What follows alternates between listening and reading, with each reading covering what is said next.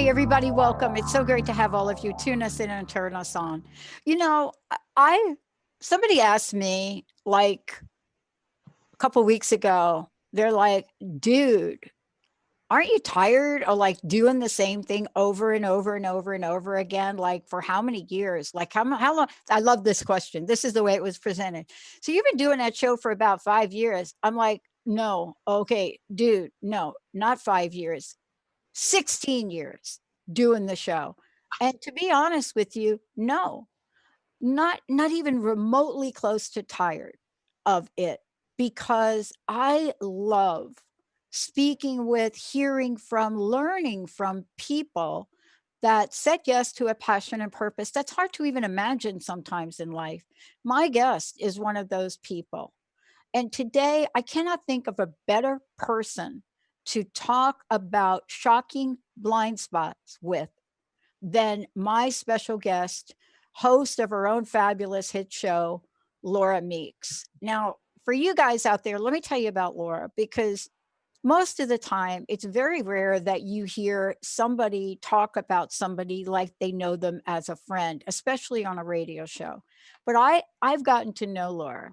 I know her tenacity, I know her creativity, I know her intellect for things, I know her intuition, and I know her passion for life and what it means to share stories that go beyond your everyday, what should I call it, journal of life. But even though that is true, her work transcends everything in her own life and reaches out to people, meets them where they are, and she helps them fly high, dream on, and live adventurously. But like most of us today, we not only have a few blind spots showing up for each of us, all of us, even those of us that study and read every day, right? There are blind spots, and there's a very good reason we call them that. Laura, it's great to have you. Welcome. Hey, listen, Pat, thanks for a great introduction. I feel excited. Who is she? Who is she? Oh, that's me. I know. We want to do our happy dance, so we. Yeah, no, that was really good. I like that. So I got hit with a blind spot yesterday. I always love how we decide we're going to talk about something and then, like, wow, it's like in my face. But here we are, right? And let's talk about where we are at a global level first. And, for the first time, I think in my life, I realize, and I'm one of these folks that I don't get why there is this thing called confusion. But for the first time in my life, I'm really empathetic about the level and the degree of confusion people have about what to do. I was talking with a woman yesterday, Laura, who her company is making her go back to work. And when she shows up back at work, all you hear about is, you people that didn't come back to work, and we've been in the trenches here. And mind you, now these are folks, they didn't come back to work because they had COVID-19. Yeah, That's why they're not in work with you. lacquer. God. I know. It's Yeah. like, if you didn't work, you've got the big loser sign on your forehead. But let's talk about what this means in terms of what you're seeing in the world, which seems unstable and then stable at the same time. What's real and what's Memorex? Am I allowed to say Memorex, Jessica? I don't Yeah. know. What's real and what's Well, Memorex? and it's funny that you even use that. I know. Oh my God. Did I date Yeah, myself? I Oh was my gonna gosh. say. Nobody is going to I know what I'm remember when it talking was, about. is this live or is this Memorex? Yeah. I don't even think Jessica knows what Memorex is. They, Jessica, do you know what Memorex is? Oh my. this is great. This is great. Well, I don't I don't Jessica, know how to Memorex. take that back, Laura, Yeah, but you know what I'm saying. People are wondering what's real and what's not. And let's talk about this. Fake news, is the pandemic over? Let's start with that. Why not? yeah. Listen, this so fired me up the other day because I teach a lot. I mean, there's a lot of parts of life, and I would agree with you 100% that I love this thing called life that we're doing. Yeah. Now, as you know, I've had some very interesting twists down this path, but it occurred to me uh, in a very dramatic way, kind of like you. We all approach this world from our perspective, and we wake up and we see what's going on, and in our own way we think this is the truth. This is, you know five senses. I see it, hear, touch it, taste it. This is my world. And then we think, well, if you're sitting next to me, you're seeing exactly the same thing, so we share that. Only that's not true. Only that's not true, because every brain has a different life experience. So even if we were sitting side by side, and here's an interesting thing.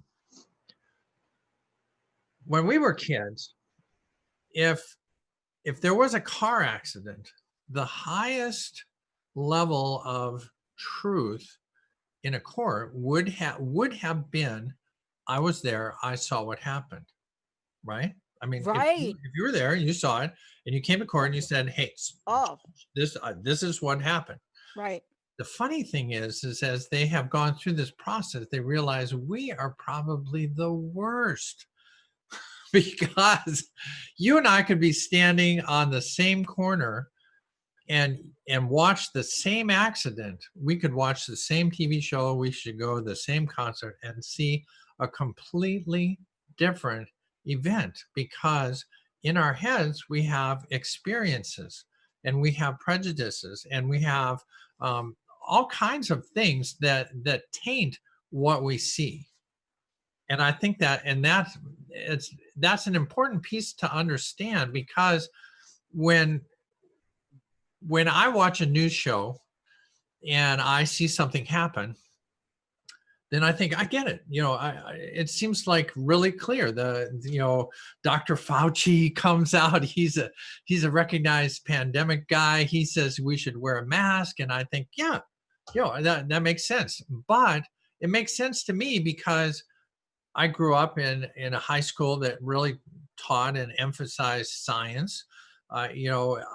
Within my experience of life, the people that I talk to value science and credentials and stuff like that. And so when a Dr. Fauci comes into my life on TV and he says, "This is what we do," this is what we do. But I have, I don't know if you, I have a really good friend from the military who is down in Florida, and she starts posting, "Oh my God, the government is trying to tell me what to do, and damn it, I'm an American, and I'm gonna not wear my mask. I'm gonna show them I'm a free, liberated person in Florida, and I'm not gonna wear my mask because you can't make me." And I'm no. You ask yourself, whoa, what are you talking about? Didn't you see Dr. Fauci? But see, her experience and her value, this is another piece of it. Yeah. Her value is independence, higher than whether Dr. Fauci is real or not. From her perspective, Dr. Fauci could be part of the government plot to get me to wear this mask and submit me into the government control. So I'm not going to do it, and I'm not going to listen to Fauci. So we watched the same show and we came up with a totally different thing. And that's hugely important to understanding where the world is going right now. Yeah. And you know what it is, and there have been many, many bits and bytes of research that have been done that talk about how we objectify, how we look at world events based on our own filters. And we look at those events, and somehow, even though we know we are listening to and hearing the same exact words, there is a filter that comes in, right? Or there is a counter argument that comes in. And that counter argument is enough to tap into to the notion or idea or belief of exactly what we want to hear. So even though there's very little evidence, there's this little glimmer of evidence that proves us right and you wrong. I'm right, you're wrong. And we try to hold on to that. But in the end, there's a bigger conversation about it. There's a bigger conversation about what are we seeing? What are we believing? Or are we turning our head? You know, do we have blind spots that we use to our advantage, even if it's going to kill people? Even I well, mean, and I mean, come on. that's and part of the it's interesting. Earlier you used, is it Live or is it Memorex, which took us back to it. Oh, yeah, shit. Jessica was like, oh, I don't know what that is. But that's kind of a little bit of that's important in this sense. When you and I grew up and we watched TV news, there was basically network TV news, Huntley Brinkley, that whole schmeal, and it was a lost leader for the networks. So they presented kind of they tried to create a balanced look, because we're all kind of watching like one or two shows. As time has gone on and we've used capitalistic ideas and created news as an entertainment, now the challenge is that everybody can see their channel. You can focus yourself on your view. And so part of what I want to get across today is the idea that it is to your benefit to get a variety of views, because you're absolutely right. We all want to have that I'm right, you're wrong, I win. We've gone into what I call the Super Bowl sort of world, where it's all about winning the Super Bowl. And my president won. I voted for the right guy, and I'm on the winning team. And then when you get into an argument, you want to be like, I'm on the winning side. When in reality, this is a very complex world, and the only way that we can really move ahead is if we all have a chance to kind of look at the other side. Yeah. Well, let's talk about this, because you and I were talking about this yesterday, and I got really excited about this because something you and I have talked about this a lot of times, but something about our conversation on Monday just hit me differently. When you said, I've been on both sides, and then I went into Both Sides Now. And that's a song, of course. Again, Jessica may not know that song, but Both Sides Now. And this is now the conversation for today, because I've been on both sides of a coin, but not quite like you. You know what it's like to grow up privileged and then all of a sudden not to be seen like that. And let's just take one example, because I love the way you talked about this the other day. Yeah. That whole idea and the absolute horror of what this country and the world saw happen to George Flynn. And I have to give a shout out to the young woman, the 17-year-old that videotaped that. Because just saying, if you got 4 policemen telling you we're going to hurt you if you keep videotaping this, and like she's like, I'm just videotaping this. What is that courage? But when we say both sides now, let's talk about it. And let's use this example and the way you talked about this blind spot, because you know what it's like to be on one side and now the other. And the other. They're not really sides, but we don't know how to talk about this in general. Well, and so for everybody to get it, there are 2 sides. Yeah, there are obviously. One of the benefits, I think, of my experience, and for those that aren't aware, I spent the first 58 years of my life as a tall, white, college-educated male military officer and pilot. That was my shtick, and without really understanding, I had a number of discussions over the years about how hard it was to be a white guy going through pilot training and going through college. And, this was a real, real struggle. And it appeared to me that most white men think that their life has been an incredible struggle and that they've made it. And I'm not saying it's not. I'm not saying it's not. But I love this analogy. I saw this and I'm going to use this. It's as if you were born on third base and you thought you hit a triple. So you're in a baseball analogy, you wake up and you're on third base and your thought is, I must have been really good. I must have hit a ball out of the park and I'm on third. When in reality, you were born there. Now, is it a struggle to get to home plate? Yes, it's a struggle. Is that negating your experience? No, it's not. But it doesn't take into account the fact that everybody else has to start at home base and goes first to second to third. Yeah, but I got to tell you, what we're talking about is the fact that people of let's say other communities, people of color, LGBTQ people, those people may or may not even be in the lineup. May not even be in the lineup. Now, so here's my experience. So I went from that world, and then I made a gender transition, and I mean, we talk about this in Major Transformation. I'm literally diving off a cliff, and I end up near or at the bottom of the social structure as a transgender woman. Yeah. Up until last Monday, I could have literally been fired in 26, more than half of the states in America. I could go to work and the boss could say, you know what, Laura, I'm kicking you out. It's like, for what? I'm doing a great job. It's like, yeah, but I just don't like you and you're gone. That legal, totally legal. Now, thank God Supreme Court changed that. But thank you. Thank you, Supreme Court. Oh, listen. Oh. But healthcare, President just decided that I don't deserve health care. That's right. I spent 20 years in the military. I carried nuclear weapons that could take this earth off of the orbit we're in. And I can't, if I were to try to get back into the military, I can't. It's not possible. It's illegal. In fact, I found this interesting.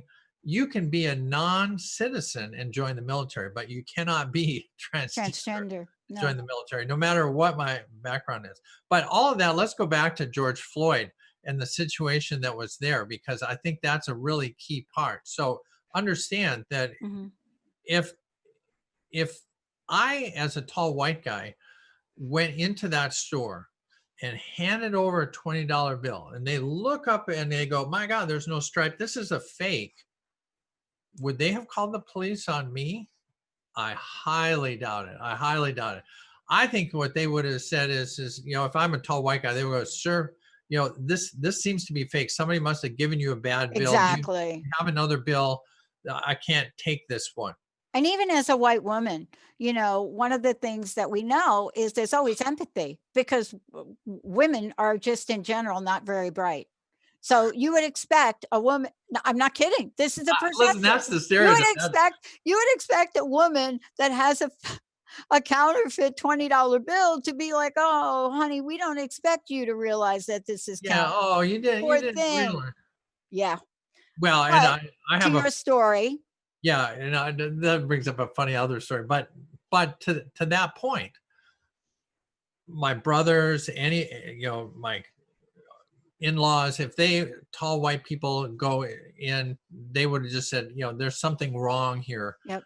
We need it. So that's, I think, the benefit of George Floyd and what had happened to him. Sadly, he had to give his life to bring the awareness to this issue. But that is really kind of the challenge, is that if you're in a funnel, if you're in a tunnel of news and experience, and you can only see the world from your perspective, then we are in trouble, because we can't empathize and understand. I got a video yesterday from my son, was a black guy getting stopped on the highway for going 65 in a 70. Yep. It's like, that doesn't, even as a white woman, that doesn't happen to me. But let's take it in contrast to today's headlines. Shocking to me. It'll probably blow by everybody pretty much because we're so overwhelmed. In contrast to what we're talking about, Michael Flynn is going to get his case dismissed. Now, I hadn't heard that. Oh my. now, Martha Stewart went to jail for stuff. Martha, Far less than this. far less. If that would have been anybody else, I can't even imagine a person of color, Black person, Black, African American, Latino, going and lying to the Congress, to the people, lying. You would be locked up so fast. So what we're having right in front of us are these contrasts. Now, for some people, you're going to pick one side or the other, or just stay like, I'm not really caring about either. But the contrast to me in your story of your son, the horrific video of George Floyd and the family pain of that, another Black man getting shot in the back, like, whoa, then another Black man jogging, getting shot by a couple of guys in a truck with a gun. It's like, now here's the reality. Let's go to fake and reality. Let's go. All right. What's fake? Oh, the fake news is, wow, look at what's happening in our world today. No, this has been going on for hundreds of years. My stepmom and family are in the South. Today's show is not about what I saw with my stepmom and what she did to try to right wrongs. But I'm telling you, this is just the tipping point. Well, and it's so funny from our perspective at the age I'm at least. When I was a kid, I'm seeing it like a replay of the late 60s. I mean, Minneapolis was burning in 68, 69. And Plainfield. I was Plainfield, New Jersey. That's where the riots literally started. I went to graduated Plainfield High School. Well, part of the challenge, I think, right now is that people are going, well, I thought we had solved this. I thought we had gotten race. And I'll take it back to this perspective. Is that without that video of George Floyd for 8 minutes and 42 seconds, the rest of the world would have, the rest of the world would have said, no, I've never seen that happen. And I'll give it to you in this context. When I grew up with, there were 4 of us boys, brothers, my stepfather, and then our one lone female, mom.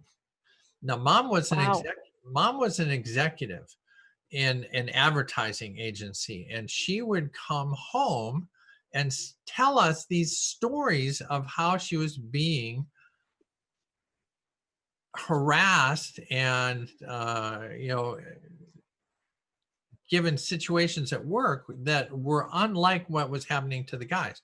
So she comes home and she says, you wouldn't believe what these guys did to me. I was in the meeting and they stopped and started talking about, and I was like presenting and they stopped me. And here's what I want to say. For the 5 of us as guys, we had never, ever seen that. So when mom says, this is what's happening, we said, fake news. That mom's crazy because I've never seen it.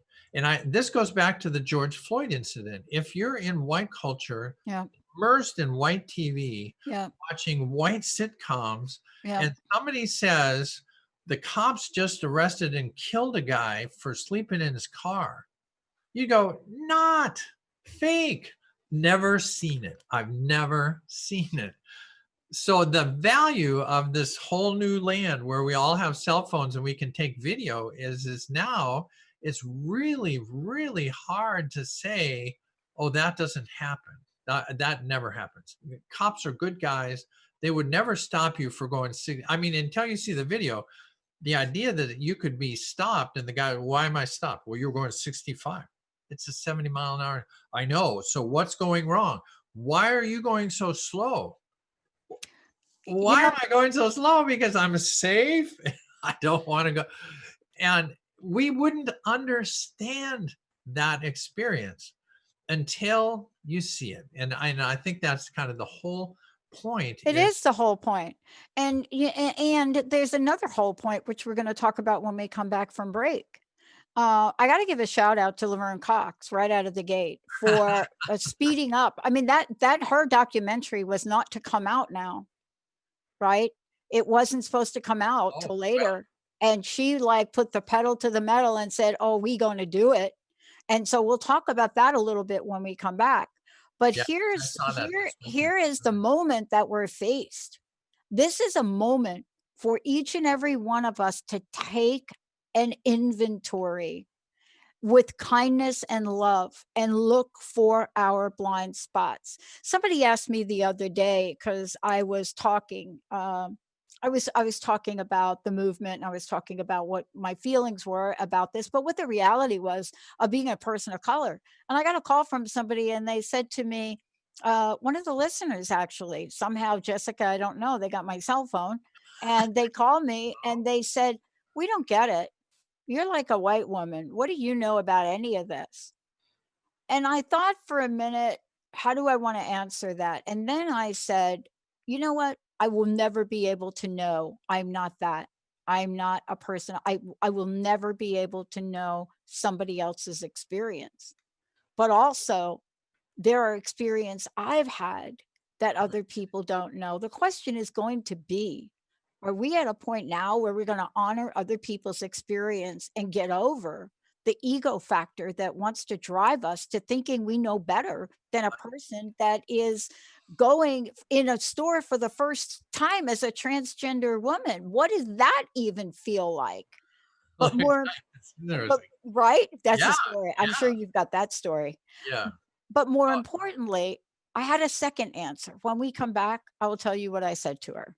perfect. Um, Great. for those of you tuning in, I'm so thrilled to have Laura here, Laura Meeks. When we come back, I'm going to tell you how to find out more about Laura, how to tune into her show, shocking blind spots you don't realize you have.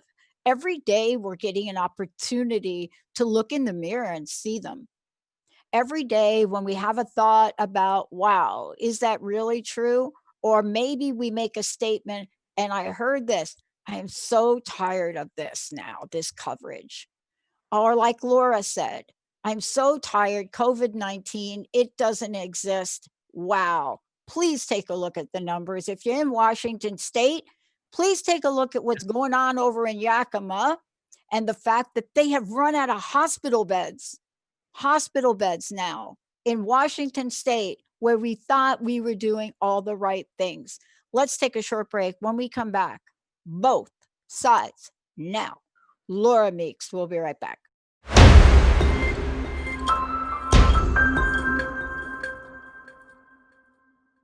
Welcome back, everybody. Welcome back. We're talking about shocking blind spots you don't realize you have. But you know what? Laura Meeks, joining me here today, knows a lot about them, because why? There are several parts to who Laura is. One part is she gets to see the world from both sides. What does both sides mean? One is a woman, the other is a white man, a very successful Air Force, you name it. But when you have both perspectives, what do you do with it? Well, maybe you do what Laura's doing. Laura, how can people find out more about you? And let's tell them about your show too. I do have a show here on Transformation Talk Radio. It's the Laura Meeks Show. Hey, I like the title. Very descriptive of who's on that show. And I do it every second and fourth Wednesday here on Transformation Talk Radio. It's at high noon Pacific time on those days. So today, actually, I guess coming up next week we'll have I'll have another show. So that's where they are. And if you want to get me, my brand is Fly High Living. You see the Fly High And you can get me at my website, which is flyhighliving.com. And if you want to email me, Laura at flyhighliving.com. Well, Fly High Living is a platform that you've created to help people really move through different phases of their lives. And the notion is the ability to fly high, despite what's going on in your lives or maybe in the world. And, you've taken an accumulation of your life experiences, everything from being a major in the Air Force, from having a wife and children and still having a wife Still have my and children, and two and grandchildren. that's like and 2 grandkids. When did that happen? Um, a and About 9 think months. and thinking about this, because that's the story you tell a lot. We've told that story, Yeah. and that's something you're gonna talk about more. Yeah. But let's just go to this next question, and I wanna talk with you about it. Um, the person that called me on that question had no idea of my history, had no idea of my family, had no idea about whether or not my family actually are married to people of color, right? Or maybe part of a gay and lesbian community. No question about that. But for one thing, I will claim I am not a Black person. I could never exactly know what that feels like. Now, I do know what it's like to be stopped by police. I traveled with my coach. And Jessica, I I think hear this. you have the picture of Sam we'll put up. I traveled with my coach, a man from Ghana, Africa, for most of my early 20 young years playing a sport. I traveled with them. We stayed in the same hotel rooms. None of us thought about what that was going to be like. And Laura, I will say this, and I don't want to take up enough too much time today, but I think the most fear I ever felt personally for me, the most fear I ever felt was as we're driving to Philadelphia and we're going to a tournament and we get pulled over for no reason whatsoever. And I will never forget this. As a matter of fact, I don't talk about this much, but I will never forget him being dragged out of a car, them threatening to break his fingers, me being dragged out of the car because I jumped out of the car because I was a little, what do you want to call it? Spunky? Feisty. A little feisty. You could see it in the picture Jessica's going to put up. That is a face that a mother cannot love, that face that she's going to put up that picture. But that was me. And I jumped out and we found ourselves in handcuffs. And it's scary. And and it was Laura, it was as if we're driving to a tournament and the next thing we know, we're up against a car in handcuffs. I cannot know his experience and feeling, but I will tell you this. I have never felt that personally afraid for my life. And I'm pretty damn fearless. Yeah. So I can't imagine what it's like to be you either. Well, and I think one of the important pieces is in reality, we can't really live anybody else's life. Even why I have wife and kids and grandkids. We could live in the same house, but we're not ever going to experience. So the question, she's absolutely right.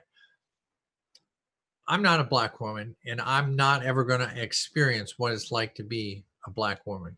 Even as a transgender woman, this is kind of an issue that J.K. Rowling brought up recently. Am I a real woman? Well, agreed. I didn't grow up as a woman. I spent 50 years as a man. Am I a woman now? Am I a woman now? I consider myself a woman now, but I will never experience Let's growing talk about JK for a minute. As I sip on my very dark coffee, you brought her up. People may not know what you're talking about. We have to take a moment. Well, J.K. Rowling. So J.K. Rowling now, and again, I think this is actually a really good transition in the sense of this is that one of her biggest challenge is she wrote a really kind of a scathing article on how transgender women in particular, male to female transgender women, are not women, that we never menstruated, that we never we're invading their space, and it's wrong that they to think that. Now, part of what because I printed the article out, part of what this goes to though is exactly what we're talking about. She grew up as a woman. She was a single mother, starving to death before she wrote her books. Yep. And she experienced great discrimination in the British system. Yep. And that has really shaped her view. And as does all of our experiences shape our view. And so what she's saying is that I, a transgender woman, will never understand what it's like to be a biological cisgendered woman. Absolutely true. I agree. It's absolutely true. I'm never going to experience that. That doesn't necessarily make me less of a woman. And it doesn't mean like that I'm invading your culture. I am just trying to be authentically me. And so what I want people to understand out of that is that I'm not negating her view. I'm just asking her and the rest of society to let's learn about where our blind spots are. I don't have to necessarily get arrested to understand what it's like to get arrested. I won't experience that, but I can be empathetic to the experience and understand that when you come to me as a Black person and say you just don't know how scary it is to be around police, because honestly my experience with police has always been they're the people that come and help me when somebody robs me, when somebody's causing me a challenge, or I have a car accident. They're the friendly people that come. But that was my white experience. Not, I have to say, there's a congressman who was on TV the other day, said in Washington, D.C., as a congressman, he's been stopped 7 times for driving while Black. Yeah. No Driving crime, while Black. no crime. I mean, it's like, Yep. I'm stopping you. What for? Just Oh, that check. was Sam. That's exactly what it was. Yeah. Yeah. And so can I say I've experienced it? No, I can't say I experienced it, but I do understand it, and I can be empathetic, and I can help shape my views when lawyers or prosecutors or judges are talking about sending that guy to the slammer for something really minor. Go, whoa, wait a sec. I wouldn't have gotten killed for a fake 20. And it's like you're saying, some of the things that the criminals, Flynn getting out of his prosecution for all the incredible crimes he's done, and there are Black kids in jail for 5, 10, 15 years for some minor drug offense. I know. I mean, and look, part of this too is, and this is not a time of awakening. People are calling this a time of awakening. There's another word for it. There's another word.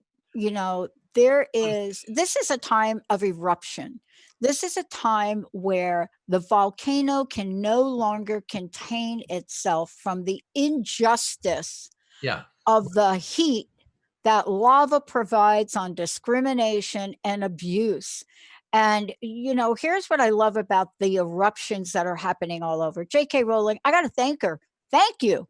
Thank you for causing a revolt in your own literary agency, because people just quit your deal. The actors from the Harry Potter coming out saying, oh, yep, we're not with you on this.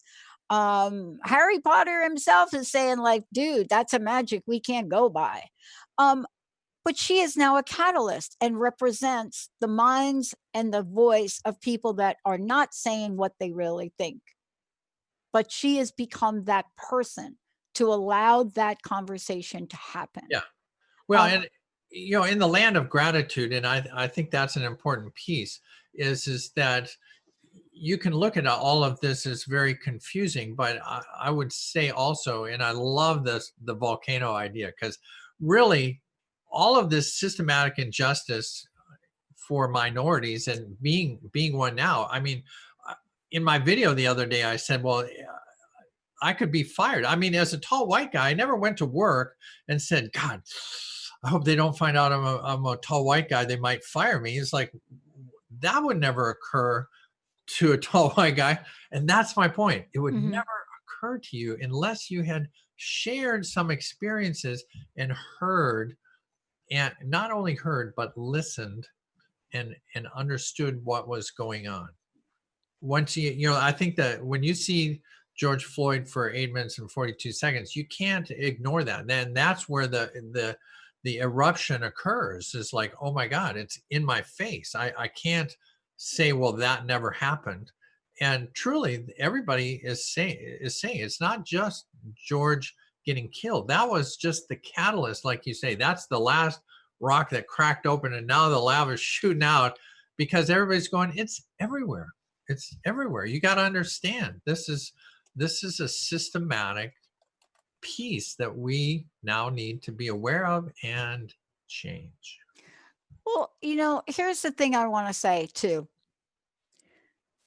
In this conversation with this person that called me, I did tell her what my life experience was.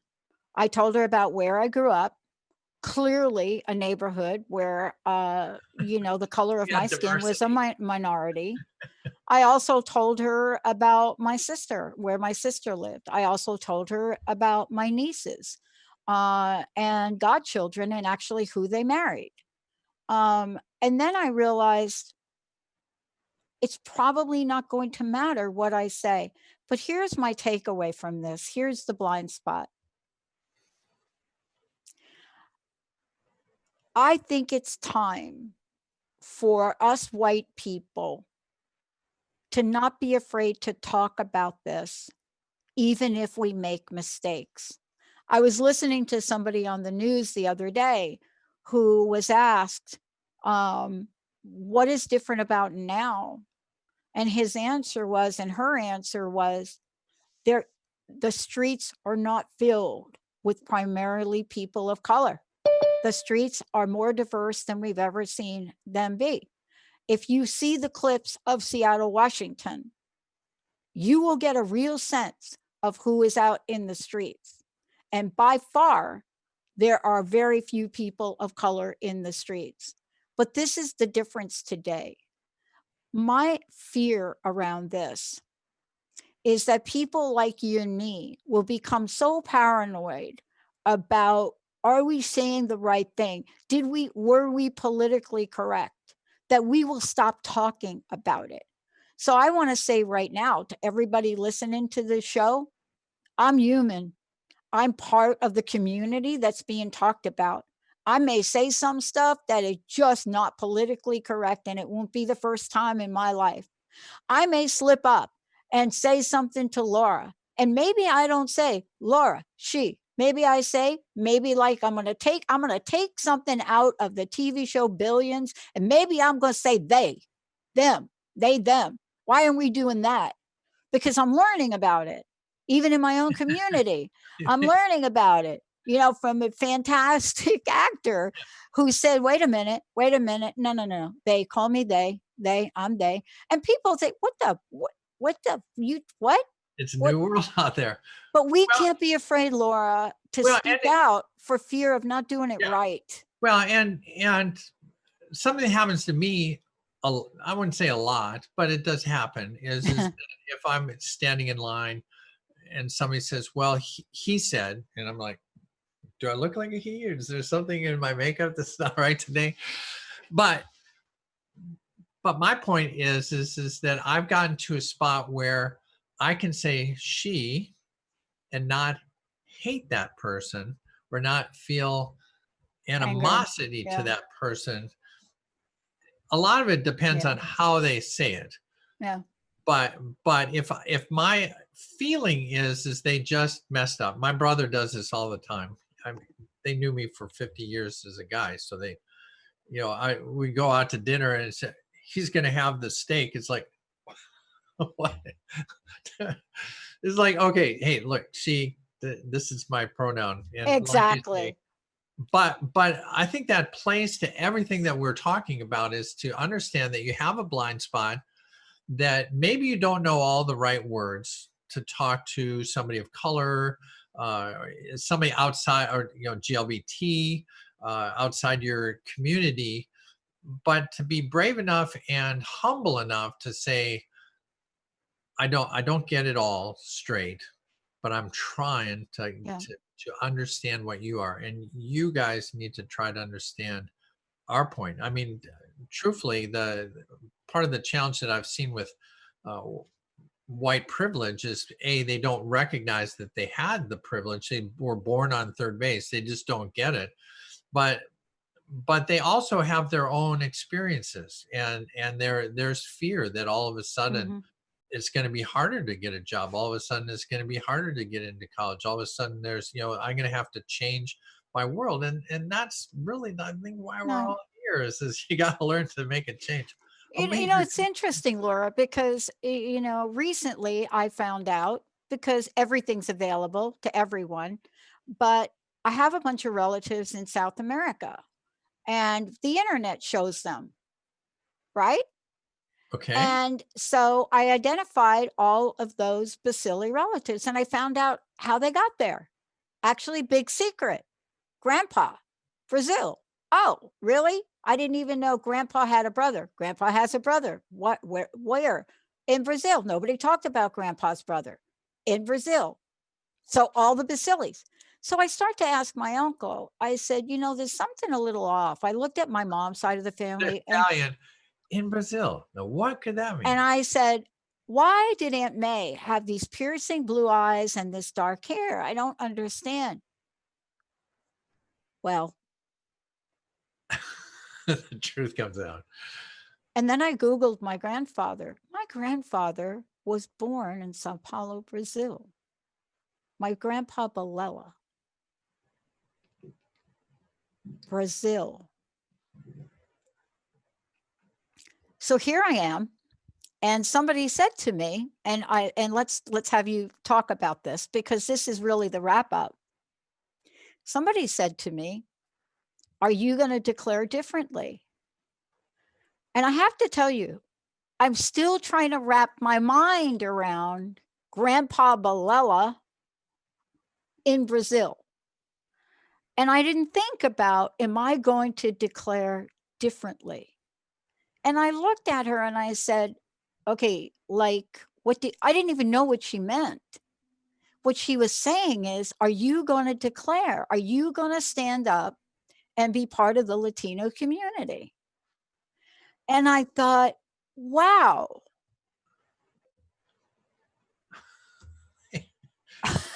Well, I love the idea. And it never entered my mind, right? There's But that brings up an but interesting. she's calling me out. Yeah. She's like saying, dude, like, you're already out, Yeah. but So now we're finding out you're out Latino. you're going to be Gonna in tell all anybody? kinds of diversity here. So Well, but we're all part learning of this. that, And I have to say, I've reached out to my friends in the Latino community, and I'm talking with them, because I find this fascinating at this stage of my life. And again, my problem is, like everybody that's listening that's afraid to make the mistake. I want to do the right thing. I want to do the right thing. And you know what my friend said to me? She's head of a Latino organization. She said, like, Pat, the right thing's in your heart. I think that's the answer to all of this. We all have an experience. We all want to share the love that we have. And you can't do that if you've blocked yourself off from your blind spots, and you want to be right and they got to be wrong. Yeah. It's more complex than that. Yeah. If you can get within yourself and realize, hey, I am who I am. I have the experiences I have. When you say, well, now you're Latina. Well, you didn't grow up in a Latino culture. I mean, yes, biologically there may be part of But that. it makes a lot of sense now why Grandpa was always playing Latin music. Now it makes a lot of sense to Well, me. that may Never really understood yeah, that. and The that Vasilis played Mario Lanza. The other folks over here, yeah. well, but this may be one of those moments where I have to be careful what I say. But one of the movies that I grew up with was The Jerk with Steve Martin, and he starts out the movie as a white guy living in a black family, and as from his point of view, he's a black person. Yep. And his mother comes down and says, "Son, I got to tell you something." It's like, "What?" It's like, "You're white." It's like, "Oh, Mom, see, it's not so." I mean, obviously his skin is white, but it brings up the point of you are your experiences and the culture that you grow up in, and it's possible to live in a neighborhood that's highly diverse, and you may have experienced a lot of things.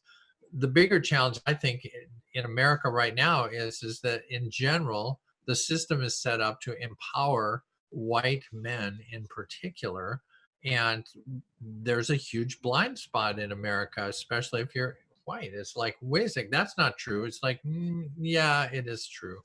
And if you can open yourself up to the love and the diversity of that and understand that we all in my life want to have that liberty and freedom for all, that's what everybody wants. And so having experienced white male supremacy and now I'm in the transgender community, I've seen it from both sides now, and I can say I get it. I see where my blind spots were, and I'm making a change. Me too. Laura, tell everybody how they can find out more about you. And we're going to have more of these conversations, because the one thing I know that's important is to have a conversation. And yeah, are we going to say things that some people would think, oh man, did she really say that? Maybe, but this is not a time for silence. It This is is not a time for silence. If you are of the belief that there is something that is unjust and you want to say or do something about it, even to a family member at dinner, it even is the to family. time to Yes. learn. Laura, how do we find out more about you? And thank you for today. Fly High, listen, thank you for having me. Flyhighliving.com is my website, and email Laura@flyhighliving.com. That's how you get a hold of me, and I'd be happy to discuss any of it, any or all Yeah. of this.